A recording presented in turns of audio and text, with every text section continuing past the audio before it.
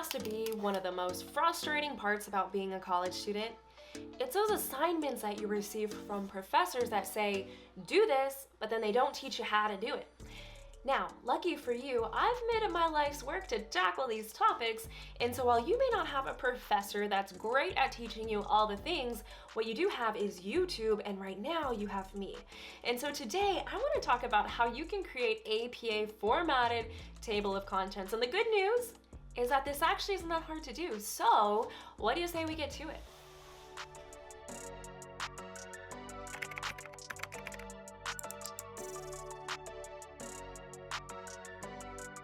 Oh, hey there, me again.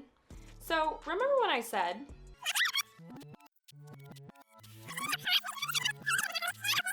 I want to talk about how you can create APA formatted table of contents. And the good news is that this actually isn't that hard to do. Well, here's the thing. I said that 3 days ago, and I just now finished filming this video. So I wanted to pop back in because I want to make sure your expectations are set correctly for the rest of this video. And here's the thing, I don't necessarily consider creating the table of contents a hard task, but I don't consider it either. Because if it's your first time creating a table of contents, which if you're watching this video, I'm going to assume it is, you're gonna need to change a good amount of the default settings that are associated with creating a table of contents the first time you do it. Now, with that in mind, I created this video in a way that runs through all of the common issues and problems that you're probably going to run into this first time through. But now that we're on the same page, let's go ahead and jump into my computer and get this tutorial on the way. Okay, hello, welcome everyone. Welcome to my computer. I want to show you what the end result will look like so you understand what we're doing as we do it. So this is my table of contents for my paper, and I just want to point out a few things. My paper is going to show up to level 3 section headings. The reason I'm showing up to 3 level headings is because I believe this is what student papers will use primarily. Typically, you don't go past 3. And as a rule of thumb, let's say you do write a paper that has levels 4 and 5, it's up to you to include them in your table of contents or not. The reason I say this is because there is flexibility in creating the table of contents, and if you are writing a long paper that has a lot of intricate section headings, including up to level 3 in your table of contents is absolutely acceptable. So if you're not familiar with the table of contents, the way it works is that I can click on one of these sections and it will bring you to that section in your paper. So again, table of contents are a great way to organize your paper. When it comes to the formatting, if you'll notice, the phrase table of contents looks very similar to your reference page because it should mirror it. In other words, the word table of contents should be centered and bolded like you see it is here. The formatting of your table of contents, if you'll notice, they all use the same font style, type, and size. This is acceptable because the way you differentiate the different levels of headings is by indenting them inwards. So if you want to take a look at market analysis, this is signifying that it's a level 1. Marketing mix, which is indented inwards, is signifying that it's a level 2 because it's a subsection of this level 1. And then these two sections here are demonstrating level 3 section headings because again, they are a subsection of the section above it. When it comes to the line spacing of the table, I believe this uses 1.5. Let's take a look here. It does use 1.5. And the reason I want to show this now is because this is where you'll use your discretion as well. Basically, you'll want to use your discretion on line spacing options 1, 1.5, 2.0 because they're all acceptable. The goal is to keep your table of contents on 1 page and 2 at most. But now let's go ahead and get into the fun part. Here is that exact same paper. It does not have a table of contents, so let's go ahead and build it from scratch. By the way, quick disclaimer, I do have to say that this is a dummy paper specifically made for this video. The reason I have to say this is because I have found that some students try to use my papers as a free paper for your assignment. If you do that, it will not work because this text, again, is a dummy text for this tutorial. In order to build your table of contents, the first thing you need to do is assign your section headings to the headings feature in Microsoft Word. The reason for this is because the way Microsoft builds a table of contents is it uses these headings that you've assigned to generate the table of contents. Now, something to keep in mind is that assigning your headings is something you can do while you write your paper. But for the sake of this demonstration, I've saved it to the end so that way you can see how I do it. So to start, let's go back to the beginning here. You're going to use the headings options from the Home tab toolbar. What you would do is you're going to highlight the entire heading that you would like to assign and select heading number 1. If you'll notice, this changed the formatting of my heading. The reason for this is because Microsoft already has default settings built into their software. So what we're going to do first is change the default settings in Microsoft to reflect APA section headings. This is what I meant by this process is easy, but not as easy as I thought it would be. It just takes a few extra steps. I'm going to demonstrate how to change all 3 of these though, so you know exactly how to do it. Let's start with heading number 1. Go ahead and double click on heading 1. You want to select modify from the drop-down menu. And then if you'll notice, it pulls up a window that looks exactly like your Home tab. So from here, we're going to change these settings to reflect level 1 APA section headings. I'm going to change the font from Calibri to Times New Roman. I'm going to change the font size from 14 down to 12. Since it's a level 1 section heading, I'm going to unitalicize it. I will leave it bold. Next, I'm going to come over here to the color option and change it from blue to black. Then right here, you may not have seen these before, but these are the line spacing options. So I'm going to change it from single to double spaced. And then you'll want to come down here to this drop-down menu that says Format and select Paragraph because we need to change some of these settings as well.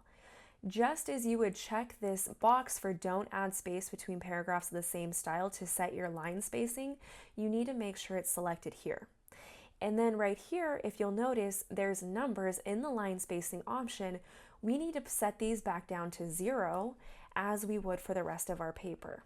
So I'm going to highlight them, delete, and then change them down to 0.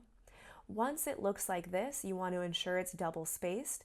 You're going to select OK. And then the last thing you'll want to check automatically update, and then from here, select OK. So now, if you'll notice, Microsoft automatically updated my formatting and it now reflects a level 1 section heading for APA formatting. Let's go ahead and change the formatting for the next 2 headings. Okay, quick note before I move on about APA formatting. I'm sure you're already aware, but I want to clarify this because it may feel strange when you're building a table of contents. As you know, under APA 7th edition, the word introduction is no longer what's supposed to be written as the first section heading. It's always going to be the title of your paper. The reason I'm telling you this is because after looking at all of the material there is on APA formatted table of contents, everyone showed the word introduction being included as the first section, and this is incorrect because, again, the word introduction is not something that should be written in your papers anymore. So let's go ahead and repeat this process starting with heading number 2. Again, you'll want to double click, select modify from the drop-down menu, and let's change these settings to reflect level 2 APA section headings. So I'm going to change the font from Calibri to Times New Roman. I'm going to change the font size from 11 up to 12.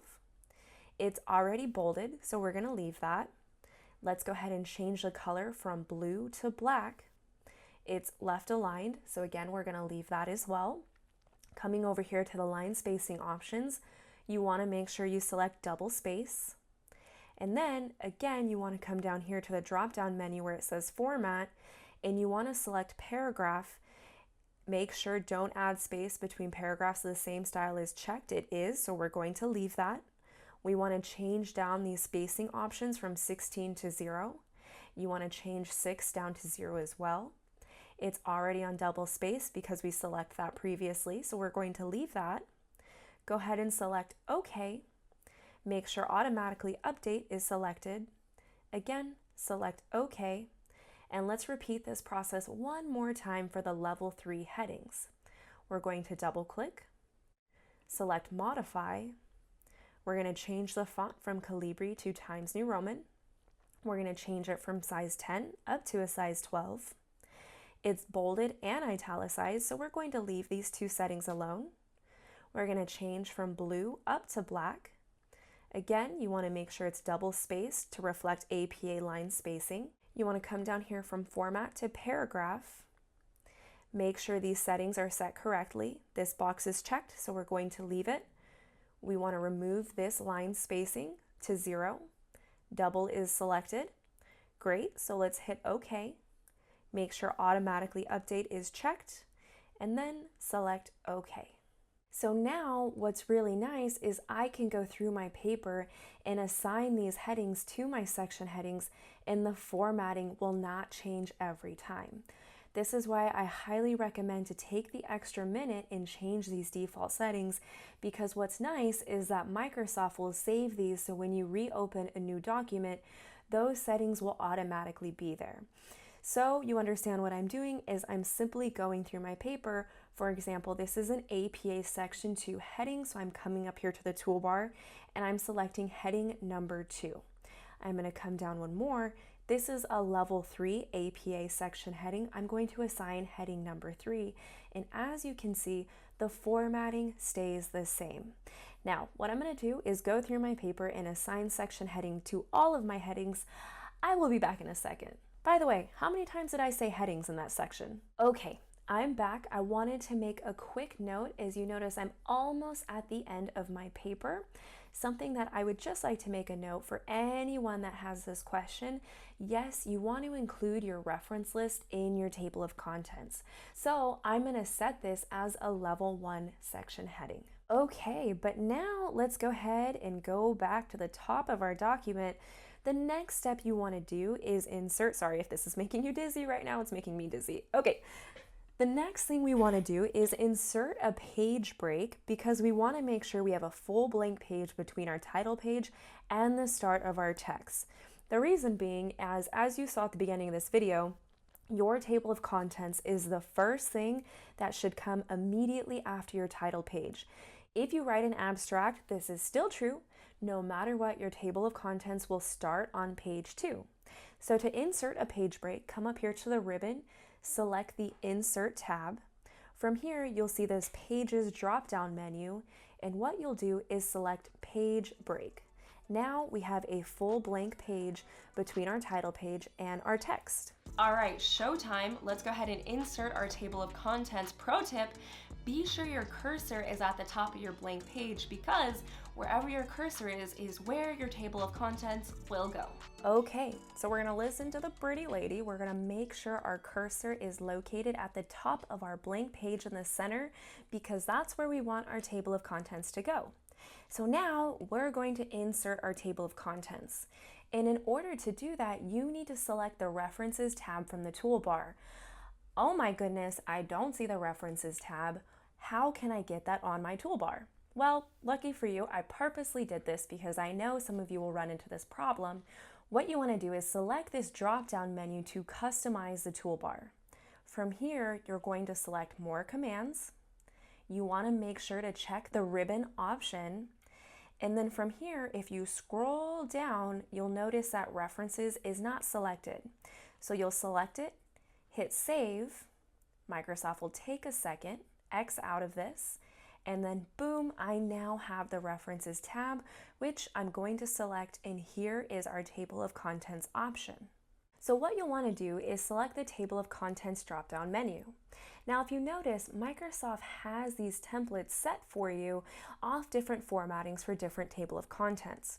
So this is where my dilemma came into play earlier, is that Microsoft does not link the headings that you set under the headings options to your table of contents. So in other words, the formatting does not remain consistent. This is also what I meant by I found an easy way for you to set your table of contents under APA formatting. So what I recommend doing is go ahead and select the first one of Classic. Microsoft is going to populate your table of contents based off your section headings.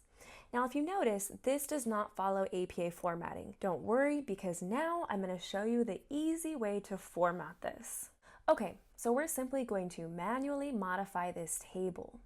what you're going to do is hover over the table till you see this gray low light behind it.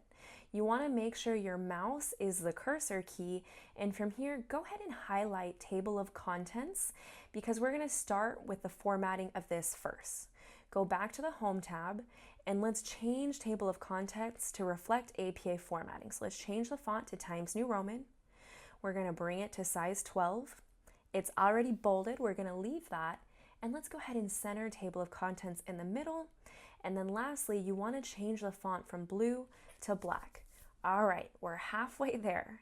The next thing you want to do is highlight the rest of the table. So go ahead and select it. Whoop, actually, wait a minute. I'm glad it did that. I don't know if you caught what just happened, but if you'll notice, my mouse was a hand, not the cursor key. Anytime your mouse is a hand, it's going to bring you to the section that you click on. So if that happens to you, that's all that happened. It's simple. You want to go back to the table, make sure your mouse is the cursor key, and then let's highlight, actually start from the bottom, sorry guys. Make sure your mouse is the cursor key, start from the bottom so it's easy to highlight. Once everything is highlighted in the table, let's change the font to Times New Roman, change it to size 12. We want to unbold everything, so you're simply going to click bold until everything is unbolded. Same thing with italicize. You want to make sure everything is not italicized, so click that key until everything's not italicized. The font color is already black, so we're going to leave it. And then lastly, you want to change your line spacing. I already know that this table of contents works well at 1.5, so I'm going to bring it up from 1 to 1.5. And then from here, you can simply click anywhere outside of the table of contents and it's set. Now I wanted to show you this because if you see this gray highlight behind it still, that's fine. It's just because you're in the table of contents option. So for example, if we click this first section heading, it brings us down to heading number 1. So it works. Yay! Go back up. And you can see you have a nice, clean looking table of contents that looks very nice and follows APA formatting. Okay, so your table of contents is finished. Go you, but don't run away yet because I want to go over 2 common scenarios of how you're going to update your table of contents if something changes. Scenario 1 is going to be you add more text to your document, therefore the page numbers change. And then scenario number 2 is going to be you modify the wording in one of your section headings, so you need to update your table to reflect that. Let's do this. Okay, so let's go over scenario number 1 where the page numbers change. We're going to add more content to this executive summary, which is going to push the market analysis down a couple of pages. So let's go ahead and go down here to executive summary. Let's say I add a few more paragraphs. I had more to say. And if you'll notice, the market analysis is now on page 6. So let's go look at our table of contents. And if you'll notice, the market analysis doesn't automatically update. We need to tell our table of contents to update it, that we made these changes. So what you're going to do is click inside of the table of contents. Again, make sure your mouse is a cursor, not a hand. You want to select this arrow pointing down to pull up the drop-down menu, select Update Table, and then up here, you want to make sure you select Update Page Numbers Only. When I select OK, the market analysis now reflects page 6. Now I'm looking at my table and I notice I have a typo. It says product price here and it also says product price here. I know this is a mistake because this should say product placement. So I want to change this. What I recommend doing is go ahead and select product price here because it's going to bring you to that section heading. Now I'm going to delete the mistake, type what should be there, and then go ahead and scroll back up to your table of contents because now we need to update this as well. So same thing, you're going to click in your table of contents, select the drop-down menu. This time you're going to select Update Table, and instead of selecting page numbers, you want to update the entire table. From here, go ahead and select OK. But, oh my goodness, if you'll notice, the entire table looks different. What the heck, Microsoft? So what just happened is that when you update the entire table, Microsoft changes the formatting back to what it was originally. Unfortunately, there is no way to communicate with Microsoft that you just want to update this one phrase. If you'll notice, it's updated, it now says the right thing, but we have the dilemma of our entire table being updated. I wanted to show you this because this is a common situation that I find students run into. So there are two things you can do here. A, make sure all of your section headings and formatting is good to go before you create your table of contents. Or simple, you're just going to reformat this. Frustrating, but again, it's simple. What you would do next is simply highlight the part that you want to reformat it, and we're going to change the settings back to what they were. Times New Roman, size 12. We want to unbold, so select bold until everything is unbolded. Do the same thing with the italicized option. And then we want to change the line spacing back to 1.5. If you'll notice, that sends our first text in our document back to where it should be. And now our table is fixed. If you go down here to product placement, it says product placement, so our table reflects exactly what our section headings say, and it reflects the exact page numbers. Okay, I just want to pop in here one last time before I roll the intended outro for this video just to check in on you, because I know there was a lot of tedious work that we just went through. And for you engineer types that like to understand why we just did what we did, here's the thing. When I initially created this video, I assumed that you would be able to create default settings for both the headings and the table of content options in Microsoft. Turns out this is not a functionality that's offered through Microsoft, because what they wanted to do was give their users flexibility to have variations between the formatting of your headings and your table of contents, which for most people, that's completely fine. But for us student types where formatting is very particular and specific, a template would have been nice to have, but unfortunately that's just not how the cookie crumbles in this case.